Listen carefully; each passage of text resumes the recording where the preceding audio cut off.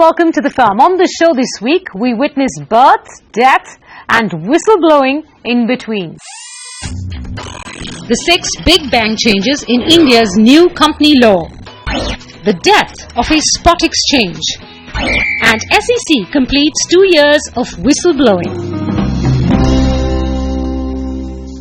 Our top story this week, India is just one signature away from a brand new company law. It comes 57 years after the previous one has spent 4 years in drafting, 4 years in Parliament, and contains 470 sections with over 300 yet to be notified rules. One-man companies, small companies, dormant companies, ROFO validity, new private placement rules, new subsidiary thresholds, only 2 layers of investment subsidiaries, restrictions on intercorporate loans and investments, mergers of Indian companies with foreign companies, no treasury stock, further safeguards in related party transactions, a definition for fraud, new rules for winding up, and national company law tribunals. No doubt this law brings many important changes, and we will discuss them in detail once the rules are out. Today, I'm going to focus on the big bang changes brought in by India's new company law. Here, according to me, are the big 6. Independent directors have been recognized by company law for the very first time. Their identities have been defined, remuneration restricted, liabilities limited, separate meetings provided for, and duties detailed in a 4-page code of conduct. That, ladies and gentlemen, is called an entry with a bang.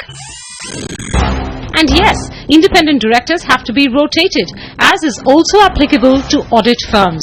India is probably the first country in the world to mandate rotation of independent directors. But the list of countries requiring audit firm rotation extends to approximately 30. Rotation then is the new governance brahmastra. But that's not the only change facing chartered accountants and auditors. The bigger one is the creation of a National Financial Reporting Authority that will take over from NACAS the job of standard setting and will also enforce compliance with accounting and auditing standards as well as professional conduct standards, thereby diminishing the power of ICAI. Will this be India's version of an audit super regulator? Dissenting minority shareholders find several mentions in the company's bill, whether it's the alteration of memorandums or a change in prospectus terms or compromises, arrangements and amalgamations. Dissenting minority shareholders have to be provided an exit by none other than the company promoter or controlling shareholder. Say hurrah for minority protection, but also be prepared for minority blackmail. More power to the minority. Class action suits are here. Shareholders and depositors can now sue not only the company and its directors, but also its auditors, expert advisors and consultants for mismanagement and claim damages, compensation or any other suitable action. Let's hope the slow-moving wheels of justice don't make this a class in action. The final entry on my list is CSR. India is probably the first country to require by law that companies spend a defined portion of their profits on fulfilling social responsibilities. Noble intentions or bureaucratic nightmare? I don't know, but it's a comply or explain clause, and that softens the blow. From the birth of a new law to the death of an exchange. Till a few weeks ago, most of you had probably not even heard of the National Spot Exchange. And barely did you find out about it, that its very existence is in peril. Illegal trades and a regulatory vacuum, the very features that helped NSCL become a market leader in spot trading, are now forcing its decline. This week, Sajit Mangat investigates the death of a spot exchange. Over 20 lakh crore rupees of agricultural commodities are traded in India every year. Spot trading at the mandi is done under state laws and trading licenses are provided by state agricultural produce market committees or APMCs. The more sophisticated commodity derivative trading is done on commodity exchanges under the Forward Contracts Regulation Act 1952 and is regulated by the FMC or Forward Market Commission. Set up in 2003, MCX was the first commodity exchange in India. 4 years later came commodity spot exchanges. Spot exchanges are electronic platforms similar to mandis, where the buyer and seller exchange goods for money. All transportable commodities which can be stored in warehouses can be traded on commodity spot exchanges, though castor seeds, jeera, paddy and castor oil are among those that have found most favour on spot exchanges.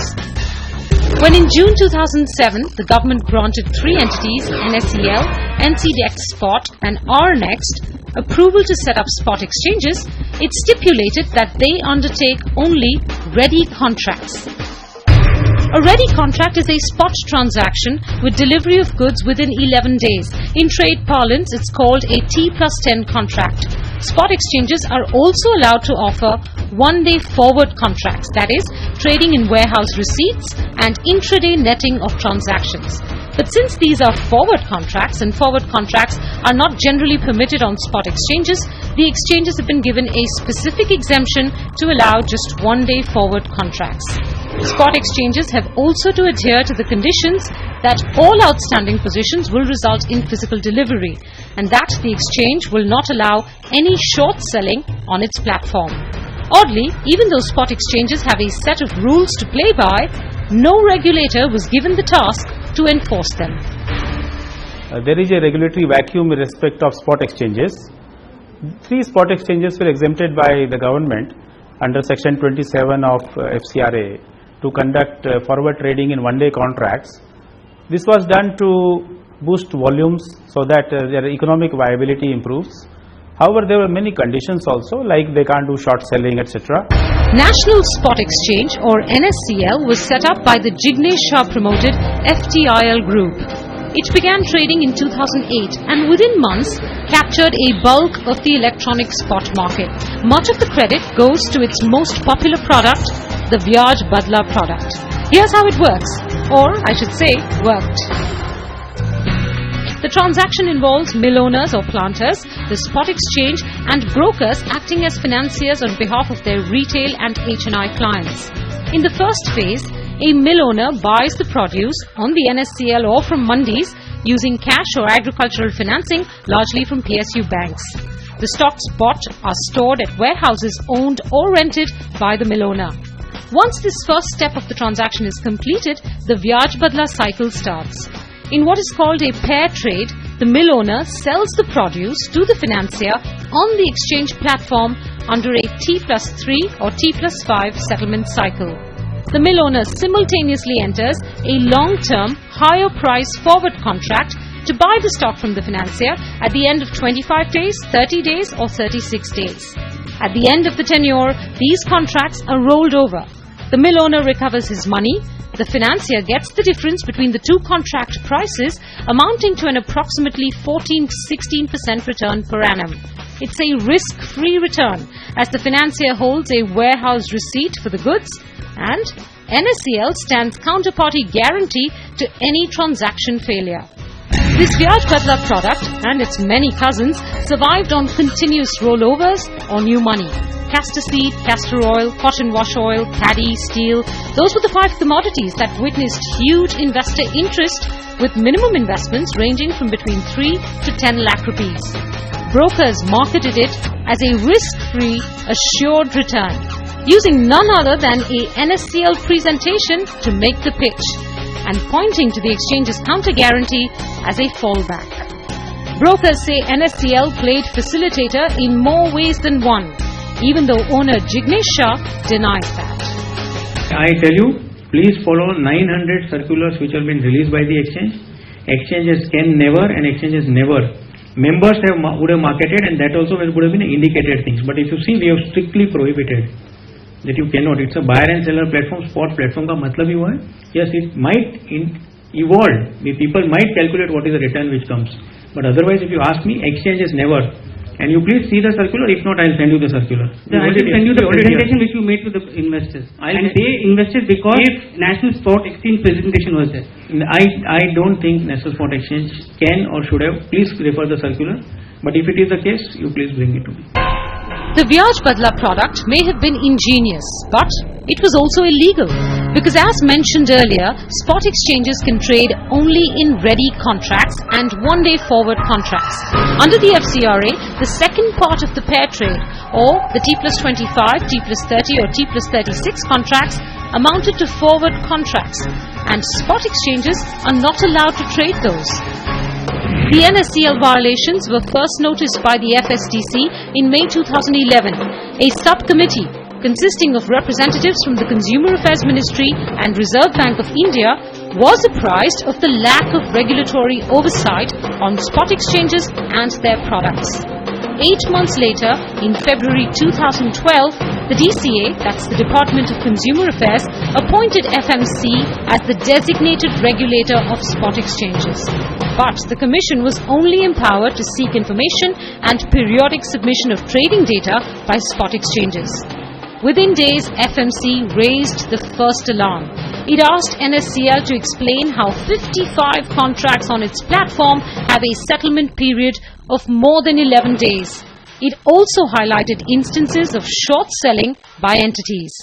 In April that year, the DCA swung to action, also issuing a show cause notice to NSCL.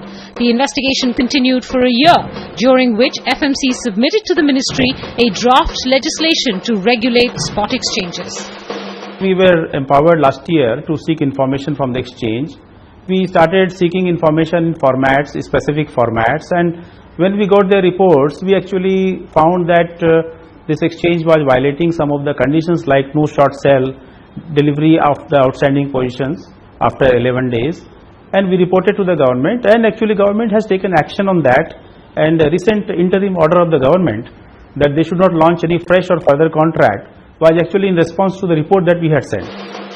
On July 13th, 2013, the end game began. The DCA ordered NSCL to settle all existing contracts by their due dates and not issue any further contracts. But NSCL was stuck with products that either needed to be rolled over or refinanced. With a freeze on new contracts, mill owners had no new sources of funds, and the threat of default loomed large. July 29th marked NSCL's last successful payout. The July 30th and 31st payouts failed, forcing the exchange to stop all trading and merge delivery and settlement of all contracts with a 15-day deferment. An estimated 10,000 investors were impacted. On August 1st, the NSCL management claimed that the exchange had stocks worth 6,200 crore rupees, enough to cover the outstanding obligations of 5,500 crores.